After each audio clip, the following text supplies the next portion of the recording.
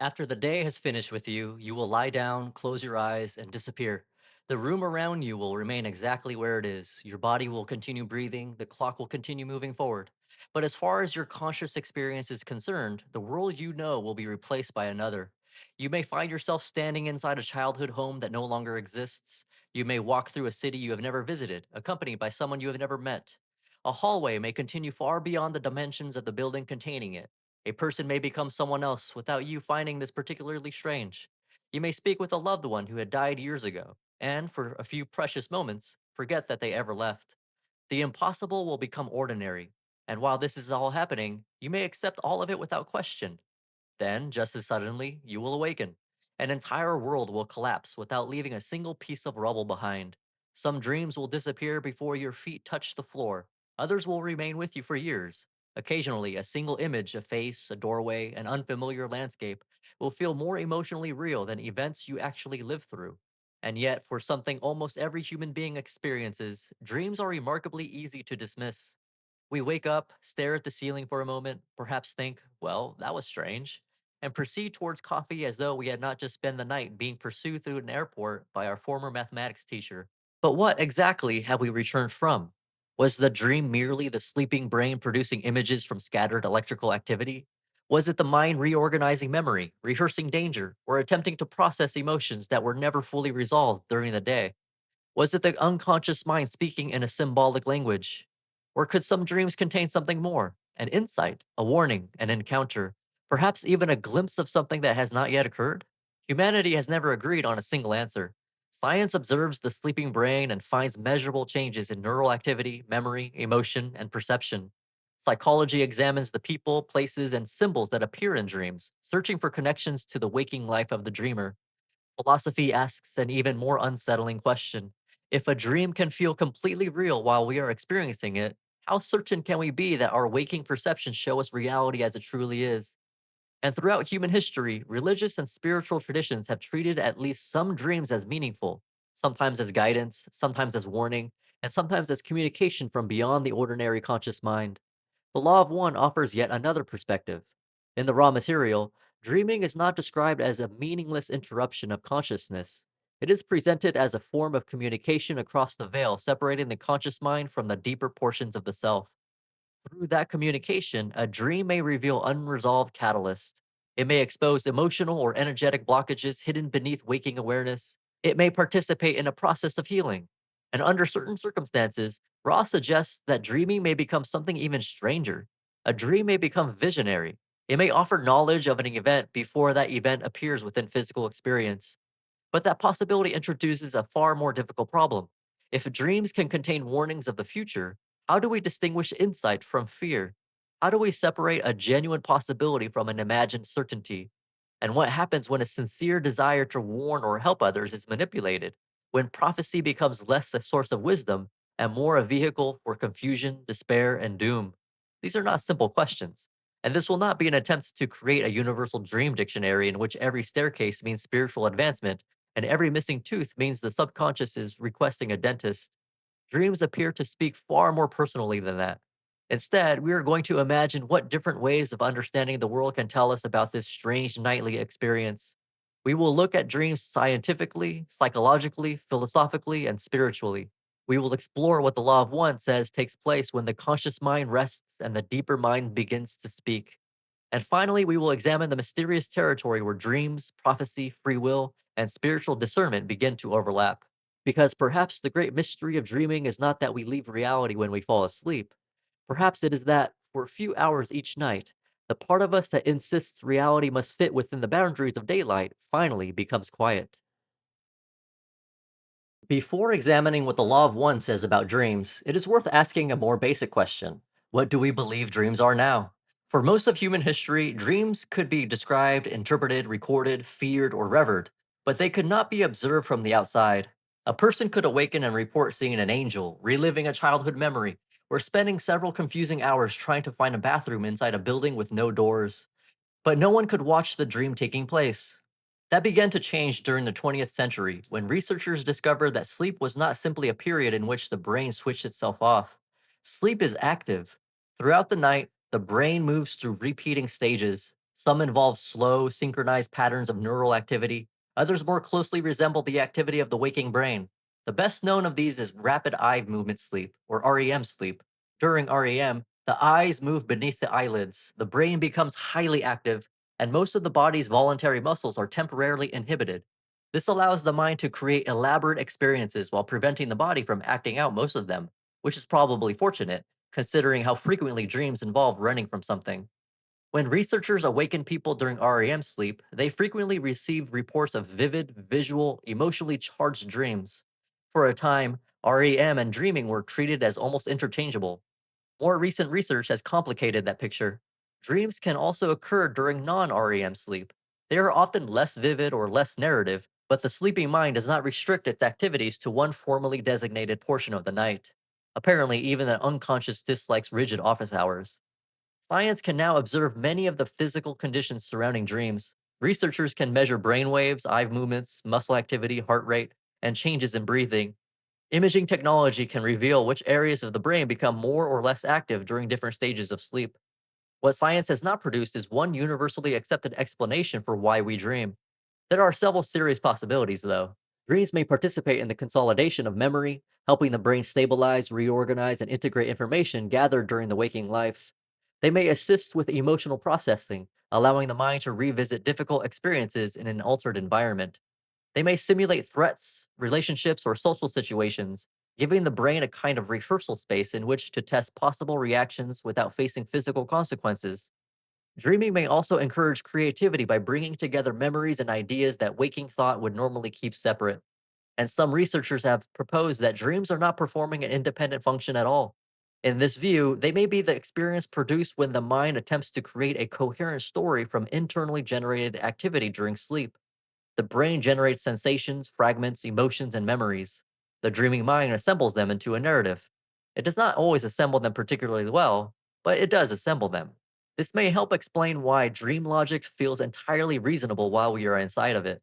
The systems involved in imagery and emotion can remain highly active, while some of the mental processes associated with critical evaluation behave differently than they do during waking life. A dog begins speaking, your apartment now contains an ocean, your deceased grandfather is now somehow your employer. And the dreaming mind responds, yes, naturally. Please continue. From a scientific perspective, then, dreams are genuine experiences generated during sleep. They can be studied through physiology, brain activity, behavioral experiments, and reports of dreamers.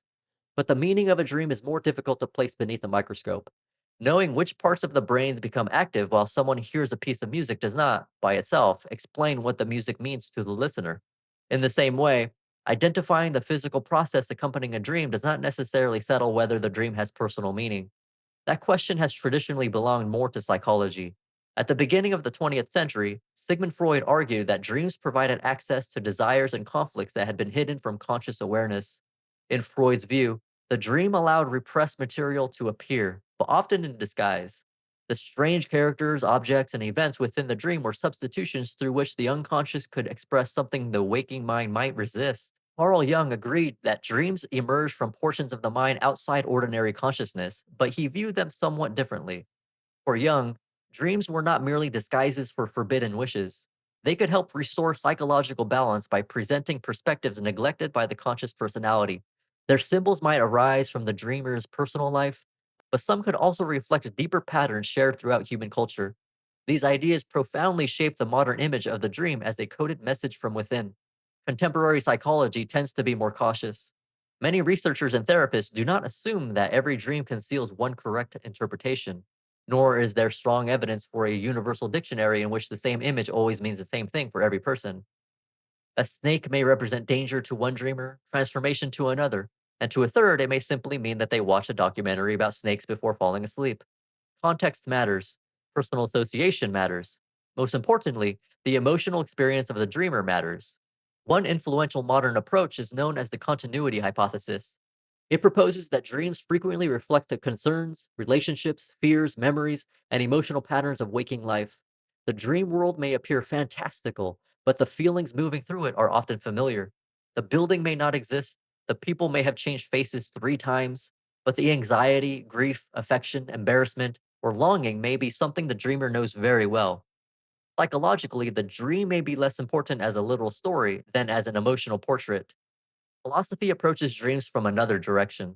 Rather than asking what a particular dream means, philosophers have often asked what dreaming reveals about the nature of the experience itself. In the 17th century, Rene Descartes observed that dreams can reproduce many of the sensations of waking life. Within a sufficiently realistic dream, we may believe that we are walking, speaking, reading, or sitting beside a fire. Only after awakening do we recognize that the experience was internally generated. Descartes used this problem to challenge the reliability of perception. If our senses can convince us that a dream is real, how can we prove with absolute certainty that we are not dreaming now? Descartes was not the first to ask such a question. Similar puzzles appeared much earlier, perhaps most famously in the Chinese philosopher Zhuangzi's story of dreaming that he was a butterfly. After awakening, Zhuangzi wondered whether he was a man who had dreamed of being a butterfly, or a butterfly now dreaming of being a man. The story is brief, but the problem it raises is enormous. Dreams demonstrate that consciousness can construct an apparently external world, a world containing space, people, movement, danger, beauty, and even temporary sense of identity. The dreamer does not merely observe this world, the dreamer inhabits it. From the philosophical perspective, dreams challenge our assumptions about consciousness, identity, and reality.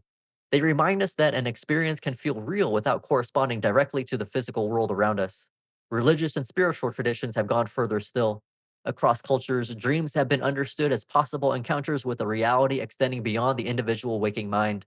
In the Hebrew Bible, Jacob dreams of a ladder joining earth and heaven. Joseph receives symbolic dreams and later interprets the dreams of others. Pharaoh's dreams become warnings of abundance followed by famine. In the Christian New Testament, another Joseph is guided repeatedly through dreams, first concerning Mary, then in warnings intended to protect the infant Jesus. Within Islamic tradition, dreams are treated with both seriousness and discernment. Some may be understood as truthful or encouraging visions, others may arise from ordinary daily concerns, while frightening or deceptive dreams may be attributed to a negative spiritual source. The distinction is important. A dream is not considered sacred merely because it is vivid. In Hindu philosophy, waking and dreaming can be understood as different states of consciousness through which awareness experiences different forms of reality. Within some Buddhist traditions, particularly Tibetan dream yoga, the dream state may become a place of deliberate spiritual practice. By developing awareness within the dream, the practitioner examines the constructed nature of experience and prepares to recognize illusion more clearly while awake. The details differ enormously from one tradition to another, but a common idea appears repeatedly. When the ordinary conscious mind grows quiet, another form of perception may become available. Science, psychology, philosophy, and religion therefore stand around the same mysterious object, examining it from different directions. Science asks us what the brain is doing. Psychology asks what the dream reveals about the individual. Philosophy asks what dreaming tells us about consciousness and reality. Spiritual traditions ask whether the dream may open into something beyond the waking personality. These explanations do not always agree, but neither must every one of them automatically cancel the others. A dream can have a biological mechanism and still carry psychological meaning. It can reflect yesterday's experiences while raising questions that have occupied philosophers for thousands of years. And if consciousness extends more deeply than the waking personality, if some portion of the mind remains hidden behind a veil, then the physical activity observed during dreaming may describe only one part of a much larger process. This is where the law of one enters the discussion. Ra does not describe the dream as a meaningless collection of images, nor does Ra offer a fixed dictionary of symbols. Instead, the dream is presented as a bridge, and on opposite sides of that bridge are two portions of the same mind that, while we are awake, have largely forgotten how to speak to one another. The law of one's explanation of dreaming begins not with sleep, but with the architecture of the mind. Throughout the raw material, the conscious mind is described as only one portion of a much larger being. Beneath ordinary awareness lies the unconscious, or deeper mind, a vast region containing personal memory, emotion, intuition, archetypal patterns, and portions of the self normally hidden from waking perception. Between these two portions of the mind stands what Rock calls the veil. The veil is not a physical structure, it is a division within consciousness, one that prevents the conscious mind from directly accessing everything contained within the deeper self. From the law of one perspective, this separation is not an accident or a defect. It creates mystery, and mystery creates the need to seek. If we entered life already knowing the full nature of ourselves, the purpose of every relationship, the reason for every difficulty, and the spiritual consequences of every decision, or choices would carry far less weight. The veil makes certainty difficult. We've covered this extensively in past episodes. We must choose how to live without being able to see the entire pattern. But the separation is not absolute. Information still passes between the conscious and unconscious minds. Intuition is one possible opening, meditation may become another. And every night, when the conscious mind releases its ordinary control, dreaming creates a bridge. Before defining dreaming directly, Ra explains in session 86 that the deeper mind does not communicate primarily through words, it communicates through concepts. To illustrate the difference, Ra uses the example of a melody. A melody can be reduced to the names and durations of its individual notes, but merely listing those notes does not reproduce the experience of hearing the music. The description may be technically correct while completely failing to communicate what the melody feels like. The unconscious mind works in much the same way. It does not necessarily construct a carefully worded message and deliver it to the dreamer in complete sentences. Instead, it communicates through combinations of image, emotion, memory, relationship, movement, and association. A dream may compress years of experience into a single room. A childhood home may represent more than a building. It may contain safety, confinement, grief, innocence, conflict, or an entire period of life, all present within one image. A person from the dreamer's past may appear not because the dream concerns that individual literally, but because that person carries a particular emotion signature. One face can hold an entire history. This is why dreams can feel deeply meaningful while remaining almost impossible to explain. The deeper mind is not speaking in definitions, it is playing the melody. In session 86.7, Dawn asks Ra to define dreaming and explain how it assists in spiritual polarization. Ra begins Dreaming is an activity of communication through the veil of the unconscious mind and the conscious mind. This is the foundation of Ra's entire discussion. A dream is communication. But importantly, it is usually communication occurring within the self. The conscious and unconscious minds are not separate beings sending messages to one another. They are portions of the same mind that ordinarily operate with limited access to each other. While awake, the conscious personality is occupied with immediate experience. It works, it speaks, it plans, it reacts to other people, it attempts to remember passwords. It explains uncomfortable emotions away with admirable efficiency. The unconscious mind, however, retains what the conscious mind overlooks. It notices repeated emotional patterns. It carries unresolved pain, fear, desire, and memory. It recognizes connections that the waking personality may be unwilling or simply unable to see. According to Ra, the nature of the communication that occurs during dreaming depends upon the condition of the dreamer's energy centers. This does not mean that only spiritually advanced people have meaningful dreams. In fact, Ra suggests almost the opposite. When an individual is experiencing blockages within two of the three lower energy centers, the dream may repeat portions of recent catalysts along with deeper, long held blockages. The lower energy centers, as we've discussed in our episode about chakras, concern some of the most immediate aspects of human experience: survival, personal identity, desire, relationships, social belonging, power, conflict, and the way the self interacts with other people. A blockage does not necessarily mean that someone has failed spiritually. It indicates an area in which experience is not being fully understood, accepted, or allowed to move through the self. During the waking life, these blockages may be difficult to recognize. We are very good at explaining why our reactions are reasonable. We may insist that we are not angry, merely disappointed in a particularly energetic fashion. We may claim that a relationship no longer affects us while continuing to replay every conversation that occurred within it. We may tell ourselves that we have moved beyond a fear, only to discover that our dreams apparently did not receive the announcement. Dreaming removes some of these defenses. Recent catalysts may be reconstructed symbolically, allowing the emotional pattern beneath the event to become more visible. An argument may return as a dream of being pursued. A feeling of powerlessness may become a vehicle that will not respond to the steering wheel. Fear of judgment may appear as an examination for which the dreamer has somehow forgotten to attend every class. Grief may become a train that leaves moments before the dreamer reaches the platform. But none of these images has one fixed meaning. A train does not always represent loss. Being chased does not always represent avoidance. A childhood home does not always represent childhood trauma. The dream speaks through the personal vocabulary of the dreamer. The important question is not simply, what does this symbol mean? It is, what does this symbol mean to me? Ra recommends considering both the dream's content and its emotive resonance. The content is what occurred, the emotive resonance is what remained. Perhaps the dream involved standing in an unfamiliar room. On the surface, very little happened, but the room carried an overwhelming feeling of recognition. Perhaps the dream showed a dramatic catastrophe, yet the dreamer felt no fear, only relief. Perhaps a deceased loved one appeared for only a moment, but the feeling of that encounter remained for days. The emotion may reveal the message more clearly than the imagery. A useful examination of a dream might therefore begin with a few simple questions. What was the strongest feeling? When else have I felt this way? Where does this emotional pattern exist in my waking life? What changed during the dream? What was I moving toward? What was I attempting to escape? And what part of that experience felt unusually important, even if I cannot explain why? Ra also clarifies who is responsible for constructing the dream. In 86.8, Dawn asks whether the dream is designed or programmed by the higher self. Ra responds, in all cases, the mind body spirit complex makes what use it can of the faculty of the dreaming. It itself is responsible for this activity.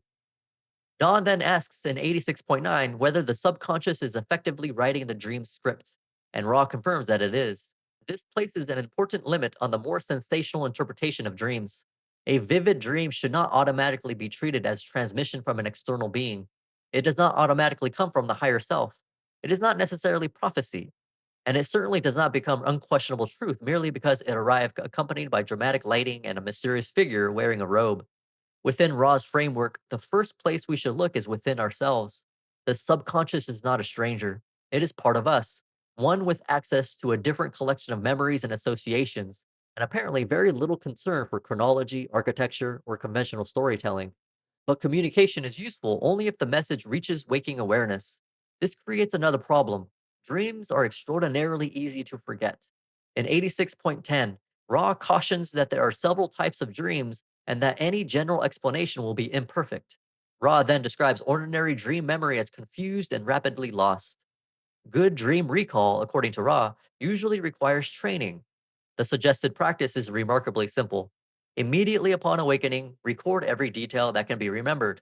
Not only the apparent story, record the location, the people, the colors, the objects that seem significant, the emotions, even disconnected fragments may matter. At first, the record may consist of only a few words: a staircase, a red coat, a feeling of being watched. But the act of recording teaches the waking mind to pay attention. Over time, Ross says, this discipline sharpens the ability to recall. A dream journal is therefore not valuable because every entry will contain a profound spiritual revelation. Some nights, the deeper mind may deliver a magnificent symbol portrait of the self. Other nights, it may produce something involving a supermarket, an old coworker, and a penguin for reasons that remain known only to the creator. The value lies in observing patterns. A single dream may be ambiguous. 10 dreams containing the same emotion, relationship, or impossible locked door may deserve closer attention. In 86.11, Ra confirms that remembering these dreams can reveal specific energy center blockages and help the individual reduce or eliminate them. For the law of one student, then, dreaming can become a form of self study. The dream does not command, it reveals. It presents the waking mind with material that was already present but insufficiently recognized, and recognition creates choice. Once a pattern becomes visible, the dreamer may reconsider an assumption, accept an emotion, forgive the self or another person, or respond differently when a similar catalyst appears again. This may be the first and most common spiritual function of dreaming. Before the dream becomes a prophecy, it is a mirror. Before it tells us anything about tomorrow, it may be attempting to show us something we have not understood about today. But Ra's discussion does not end with psychological insight. The bridge between the conscious and unconscious minds is not only used to exchange symbols. According to the law of one, something else may occur while that bridge remains open. Distortions may be healed, and in rare cases, the dream may reach beyond the personal life of the dreamer, becoming the kind of vision carried by mystics and prophets throughout human history. If dreaming creates a bridge between the conscious and unconscious minds, what actually crosses that bridge? The most obvious answer is information. Memories return, emotions become images, unrecognized patterns rise into awareness. But in session 86.12, Ra describes the bridge as serving another function, one that may be taking place whether or not the dreamer remembers anything upon wakening. Healing. The word requires some care, though. In ordinary language, healing usually refers to something physically observable. A wound closes, a bone repairs itself, an illness recedes. Ra uses the term more broadly. Within the law of one, the human being is not only a physical body, it is a complex relationship among mind, body, and spirit, receiving and distributing energy through an interconnected system of energy centers. As experience moves through this system, it may be accepted and integrated or received imprecisely. An emotion may be suppressed, a painful experience may be resisted, a belief about the self may distort the way future experiences are understood. The event passes, but the effect of the event remains within the system. Ra explains that while the conscious and unconscious minds are joined through dreaming, distortions within what Ra calls the energy web of body complex may be corrected. They state, with the proper amount of dreaming comes the healing of these distortions. This does not mean that every dream produces an obvious breakthrough. The dreamer may awaken without remembering anything. There may be no dramatic revelation, no mysterious guide, and no moment in which the unconscious produces a neatly organized list entitled, here is what we repaired last night. The healing may occur beneath conscious awareness. A useful way to imagine this is to consider what happens to the mind during an ordinary day.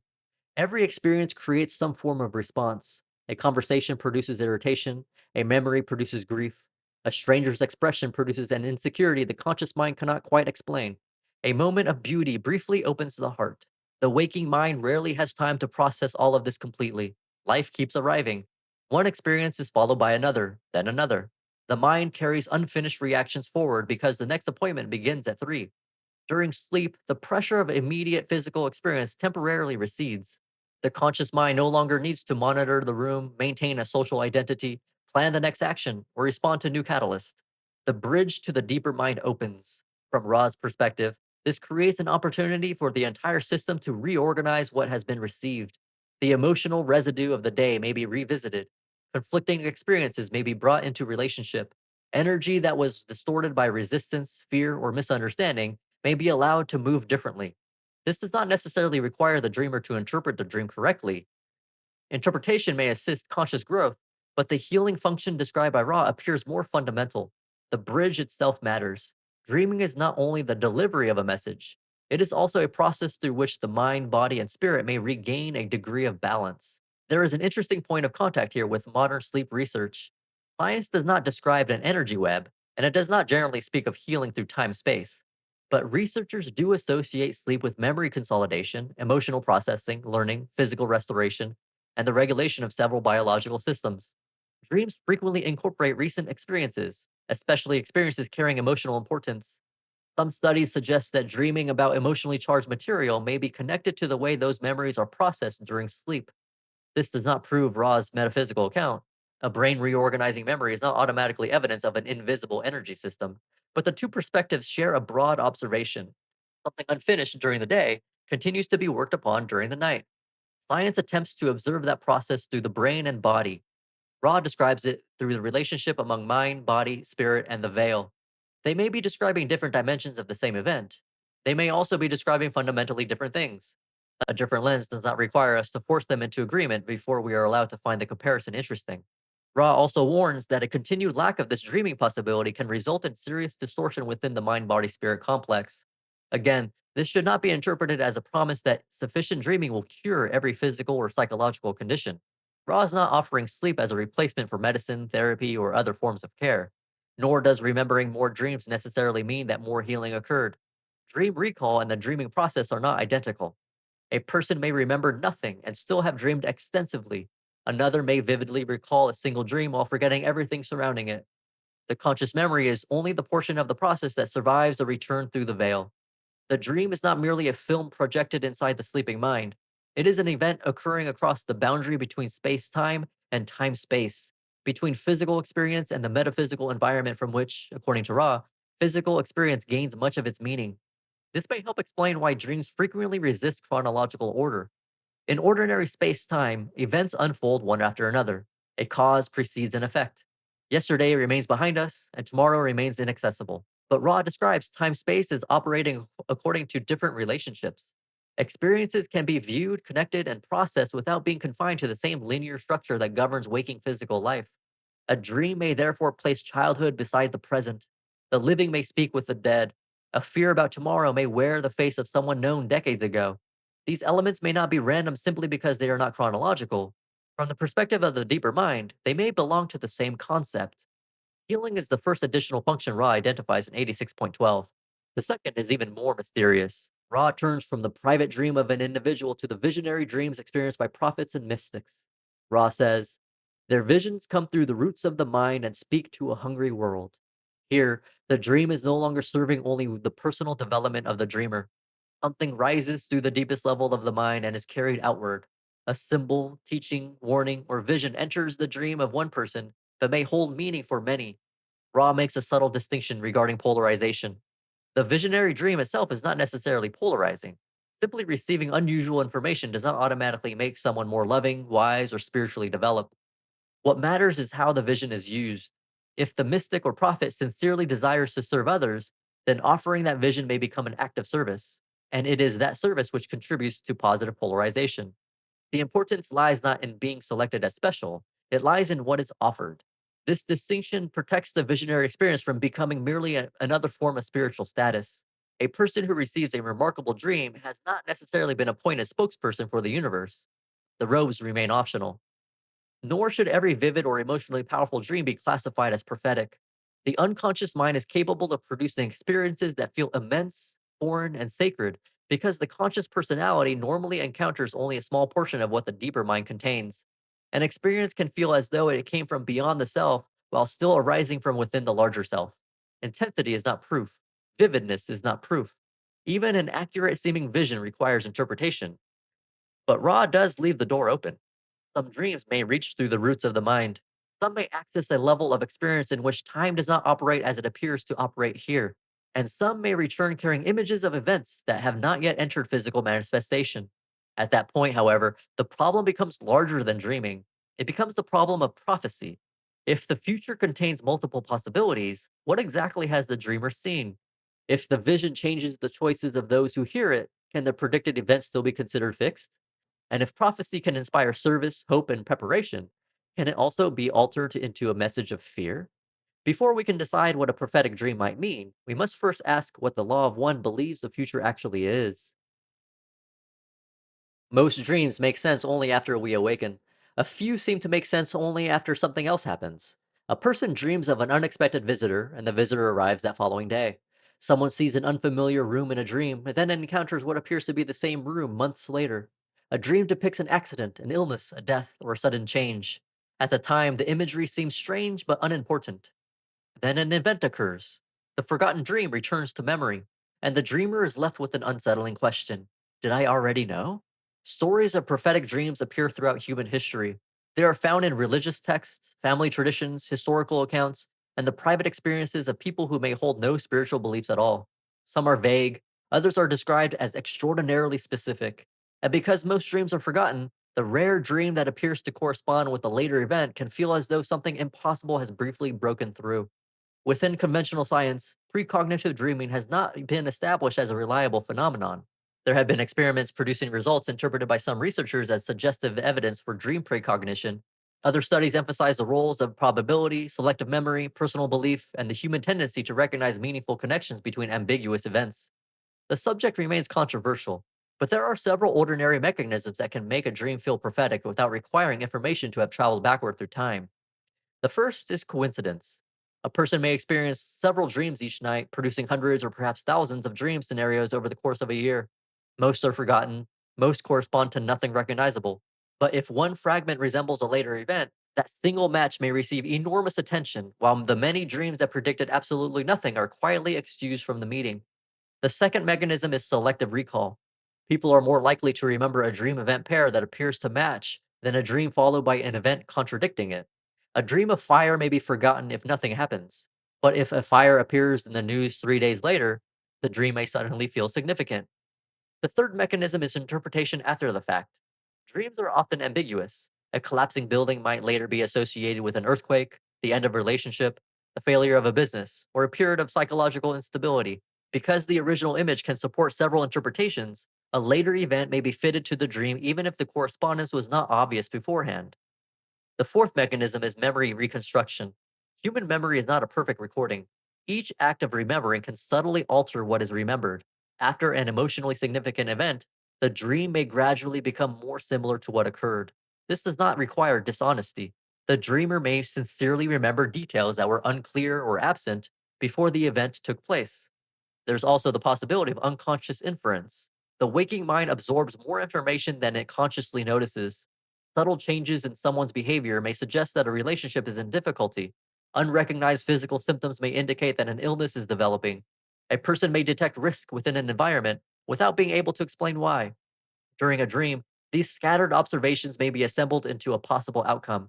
The dream then feels prophetic when the outcome occurs, even though the information was already available through ordinary perception. In that case, the dream did not necessarily see the future, it recognized the present more clearly than the conscious mind did. These explanations are important because they demonstrate that a prophetic seeming dream does not automatically require a paranormal cause. But explaining how some experiences may occur does not prove that every experience has been explained. The law of one leaves room for another possibility. In 86.7, Ra describes a form of dreaming that may emerge when the green ray energy center has been activated or unusually opened by a powerful catalyst. Ra says, this is what may loosely be termed precognition, or a knowing which is prior to that which shall occur in physical manifestation. Ra does not present precognition as the ordinary function of every dream. It appears under particular conditions. Green ray, within the law of one, is associated with unconditional love and compassion. Ra also suggests that an unusual opening may occur when an individual faces extreme catalysts, such as the approaching physical death of the self or of someone deeply loved. This places precognitive dreaming in a very different context from simple fortune telling. The purpose is not to attain tomorrow's winning numbers. The purpose is not to transform the dreamer into the most interesting person at breakfast. The knowing may prepare the individual to meet a difficult experience with greater compassion, acceptance, and love. According to Ra, this precognitive property depends upon the mind's relationship with time space. In physical space time, we experience events sequentially. The past appears fixed behind us, the present is the point at which we act, the future remains unmanifest. But Ra describes time space as possessing a different relationship with time. From that perspective, the divisions among past, present, and future do not carry the same meaning as they possess within ordinary physical awareness. The dreaming mind may temporarily enter more deeply into that environment. If so, it may become aware of an event before the event appears in physical manifestation. But this raises an immediate problem. If the future can be perceived, does that mean the future has already been decided? The law of one's answer appears to be no. Ra repeatedly describes the future not as one completed timeline waiting to unfold, but as a field of possibility probability vortices. Some outcomes are extremely weak possibilities. Others are so strongly supported by existing choices, conditions, and patterns that they approach certainty. But until the event enters physical manifestation, free will remains active. In session 65.9, Don asks Ra about the value of Edgar Casey's prophecies concerning Earth changes. Ra responds with one of the material's more unexpectedly practical metaphors. The future is compared to a shopper entering a store to purchase food. Different stores contain different selections. Some products are available in great abundance, others exist only in small quantities. The most likely future may be represented by 100 boxes of a particular cereal, while another possibility appears only as 3 or 6 boxes of something else. The abundance of one item makes it a more probable choice, but the shopper has not yet selected it. The menu remains undecided. Ra then offers a central principle. The value of prophecy must be realized to be only that of expressing possibilities. A prophecy may reveal the strongest pattern currently available. It does not necessarily describe an unavoidable event. The distinction is enormous. Imagine a dream in which someone sees a vehicle losing control at a particular intersection. If the dream is genuinely precognitive within Ra's framework, it may represent a strong probability created by existing conditions. But after awakening, the dreamer chooses a different route. The event never occurs.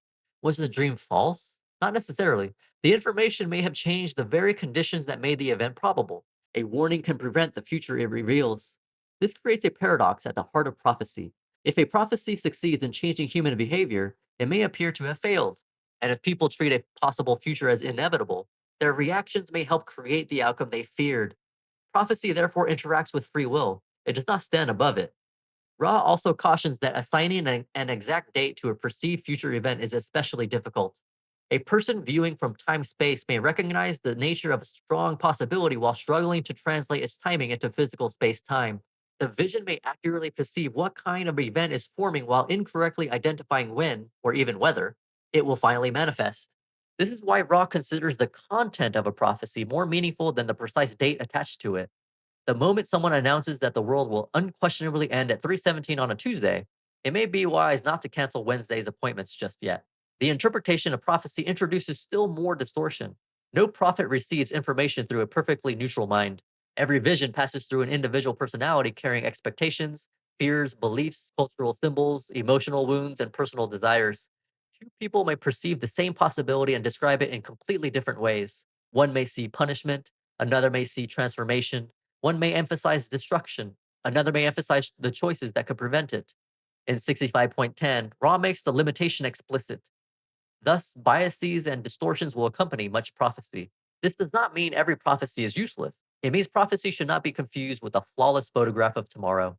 At best, it may be an imperfect human translation of a possibility perceived from an unusual vantage point. The dream itself may be symbolic, the memory may be incomplete, the interpretation may be biased, the timing may be wrong, and the future may change. A careful approach to a potentially prophetic dream would therefore begin with humility.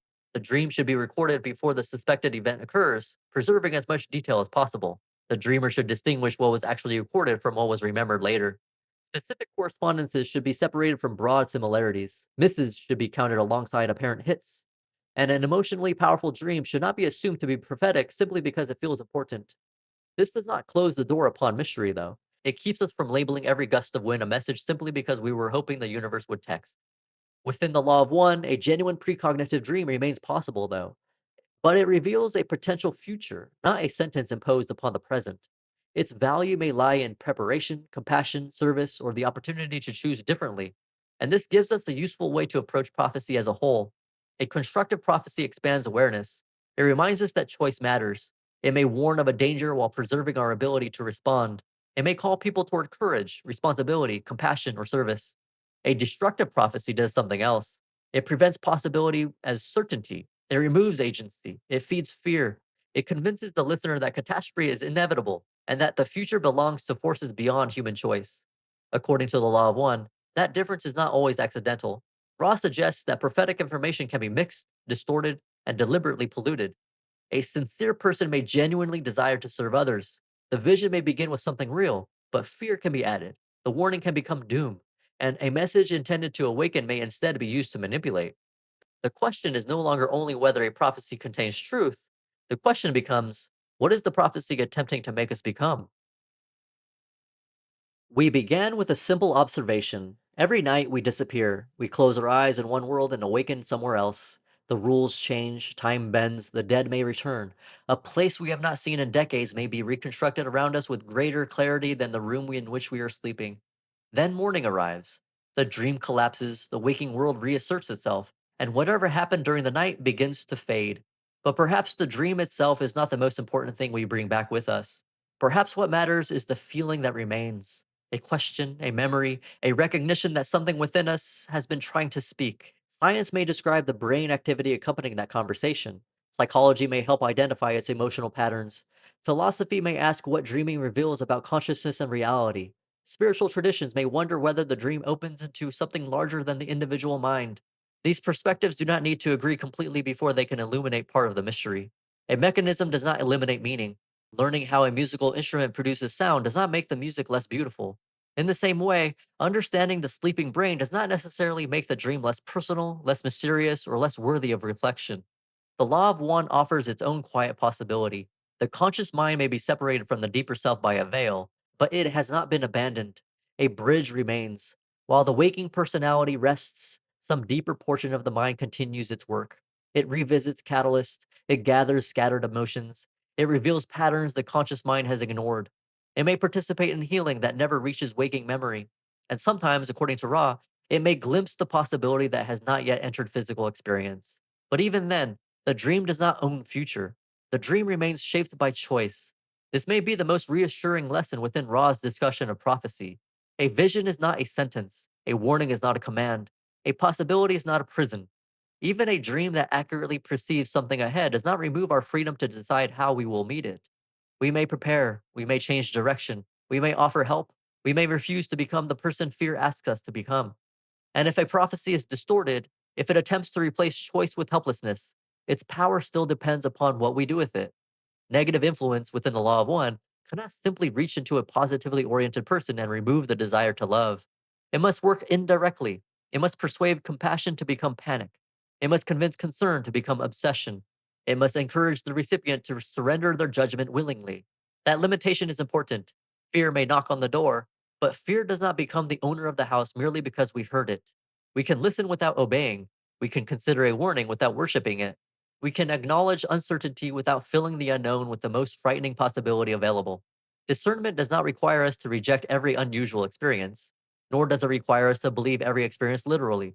It asks us to remain present, to record what occurred, to distinguish memory from interpretation, to observe the emotional effect, and then to ask what kind of response the experience is inviting from us.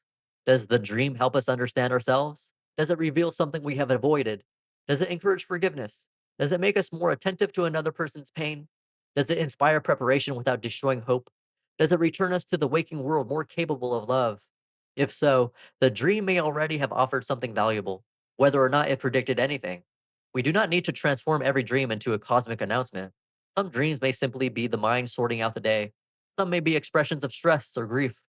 Some may remain incomprehensible collections of people, places, and animals who had no obvious reason to be operating public transportation.